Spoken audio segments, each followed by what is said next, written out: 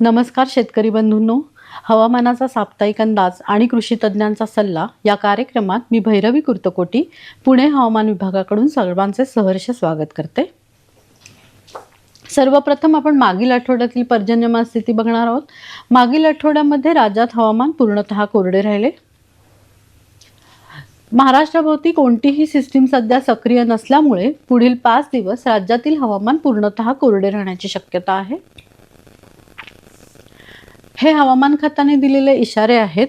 आपण जर बघितलं तर 14 तारखेला म्हणजे दुसरा दिवस आणि रत्नागिरी तसेच सिंधुदुर्ग येथे उष्ण व दमट हवामान असण्याची शक्यता आहे। तर 15 तारखेला रायगड आणि रत्नागिरी या जिल्ह्यांमध्ये काही ठिकाणी दमट व उष्ण हवामान असण्याची शक्यता आहे। जर आपण पुढील 5 दिवसाचा कमाल आणि किमान तापमानाचा अंदाज घेतला तर कोकणामध्ये पुढील 4 दिवसात कमाल तापमानात 2 ते 3 अंश सेल्सिअसने हळूहळू वाढ आणि त्यानंतर हळूहळू घट होण्याची शक्यता आहे। तसेच काही भागात पुढील 4 दिवसात कमाल तापमान सामान्यपेक्षा जास्त राहण्याची शक्यता आहे। ते 34 ते 36 अंश सेल्सिअसच्या श्रेणीत राहण्याची शक्यता आहे। तर कोकण, मध्य महाराष्ट्र आणि मराठवाड्यात किमान तापमानात पुढील 4 ते 5 दिवसात मोठा बदल संभवत नाही आणि त्यानंतर महाराष्ट्राच्या दक्षिणेकडील भागात हळूहळू किमान तापमानात वाढ होण्याची शक्यता आहे। विदर्भाचा विचार केला तर कमाल आणि किमान तापमानात कोणताही बदल संभवत नाही। जर आपण जिल्हास्तरीय कमाल तापमानाचा अंदाज घेतला तर कोकण विभागामधील रत्नागिरी तसेच सिंधुदुर्ग येथील काही भागांमध्ये तापमान सर्वात जास्त असण्याची शक्यता आहे। ते 34 ते 36 अंश सेल्सिअस असण्याची शक्यता आहे।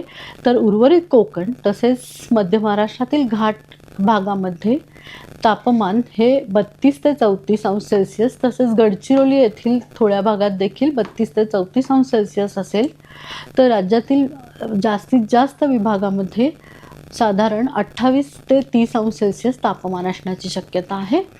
दुसरा नकाशा जो आहे तो तुलनात्मक नकाशा आहे। सरासरीशी जर आपण तुलना केली तर कोकण विभाग तसेच मध्य महाराष्ट्रातील घाट विभाग तसेच गडचिरोली जिल्ह्यातील काही भाग येथे सरासरीपेक्षा थोडे जास्त तापमान असण्याची शक्यता आहे। तर राज्यातील उर्वरित भागामध्ये सरासरीपेक्षा थोडे कमी तापमान असण्याची शक्यता आहे। पुढील 5 दिवस हवामानाचं कोरडं हवामान राहण्याची शक्यता असल्यामुळे कोकण विभागाचा विचार केला तर पक्व झालेल्या चवळी व कलिंगड फळांची काढणी करावी। हळद व काळी मिरी पिकांची काढणी सुरू ठेवावी। तसेच सिंधुदुर्ग व रायगड जिल्ह्यात भात लागवडीनंतर 8 ते 10 दिवस पाण्याची पातळी ठेवावी। ती 2 ते 5 सेंटीमीटर असावी। फुलोरा ते आरे सुटण्याच्या अवस्थेत असलेल्या भुईमूग पिकास पाणी द्यावे।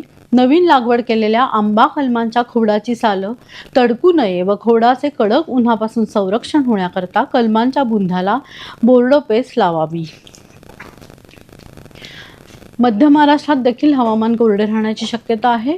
तर गहू, सूर्यफूल, मोहरी, हरभरा, ज्वारी, कांदा, स्ट्रॉबेरी, आले, हळद पिकांची काढणी करावी। उन्हाळी भुईमूग पिकाची पेरणी पूर्ण करावी। सुरू ऊसाची लागवड पूर्ण करावी। तर द्राक्ष बागांमध्ये केवडा रोगाची समस्या आढळत असल्यास प्रादुर्भावग्रस्त भागातील प्रादुर्भाव झालेले घड सिलिकॉन युक्त सर्फॅक्टंट 0.3 मिलीलिटर प्रति लिटर पाणी याप्रमाणे द्रावण तयार करून साफ करावेत। मराठवाड्यात देखील द्राक्ष, ऊस, हळद, आले, जवस, बटाटा, पक्व भाजीपाला व फळांची काढणी करावी। गहू, सूर्यफूल, हरभरा, करडई पिकांना पाणी द्यावे। भाजीपाला व फळबागेत तण नियंत्रित करावे। उन्हाळी भुईमूग व तीळ पिकांची पेरणी पूर्ण करावी।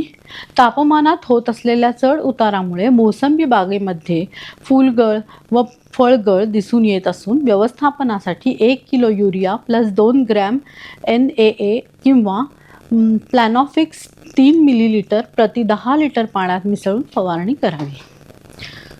शेवटचा विभाग म्हणजे विदर्भ। येथे देखील हवामान कोरडे राहण्याची शक्यता आहे. तर हळद व संत्रा फळांची काढणी सुरू करावी. भात रोपवाटिका रोवणी सुरू ठेवावी. गहू, ज्वारी, मोहरी, करडई, खरबूज, टरबूज पिकात गरजेनुसार पाणी देण्याची व्यवस्था करावी. खात्रीशीर सिंचन सुविधा उपलब्ध असल्यास उन्हाळी भुईमूग, सूर्यफूल व तीळ पिकांची पेरणी पूर्ण करावी. संत्रा बागेतील फळगळ थांबवण्यासाठी प्लॅनॉफिक्स 10 मिलीलिटर प्रति 10 लिटर पाण्यात मिसळून फवारणी करावी. मागील काही दिवसात राज्यात हवामान कोरडे होते. तसेच पुढील 5 दिवस राज्यात हवामान कोरडे राहण्याची शक्यता असल्यामुळे शेतकरी बंधूंनो, आम्ही दिलेल्या सल्ल्यानुसार आपण शेतीची कामे हाती घ्यावी. धन्यवाद.